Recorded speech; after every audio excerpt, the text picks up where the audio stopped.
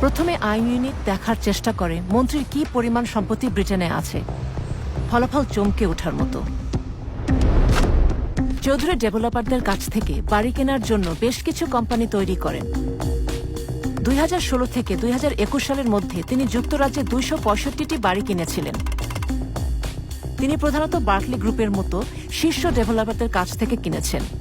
আপনাদের মন্ত্রীর ব্যবসা রয়েছে। হ্যাঁ, তিনি সম্পত্তির ব্যবসায় জড়িত। আবাসন সংকটের কারণে তিনি প্রচুর লাভ করেছেন। কিন্তু তার কেনাকাটা সেখানে থেমে থাকেনি। 2021 সালে চৌধুরী লন্ডনের এই বিলাসবহুল সম্পত্তি $1,60,00,000 কেনেন।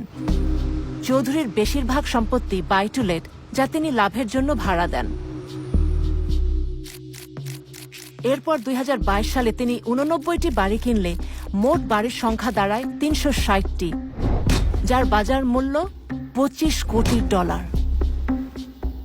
উনি একজন অত্যন্ত ধনী ও সুপরিচিত রাজনীতিবিদ।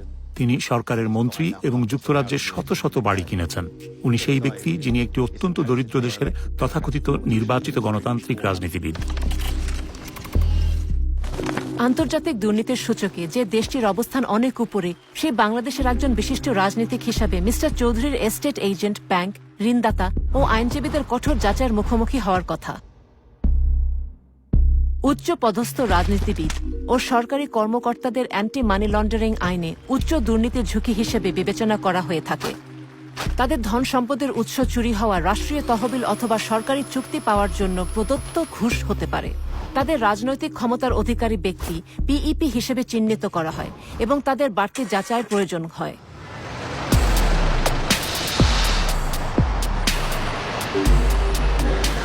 মন্ত্রী কিভাবে এসব যাচাই প্রক্রিয়া অতিক্রম করেছিলেন তা বোঝার জন্য আমাদের একটি গোপন টিমকে তার একটা সম্পত্তি দেখতে পাঠানো হয়।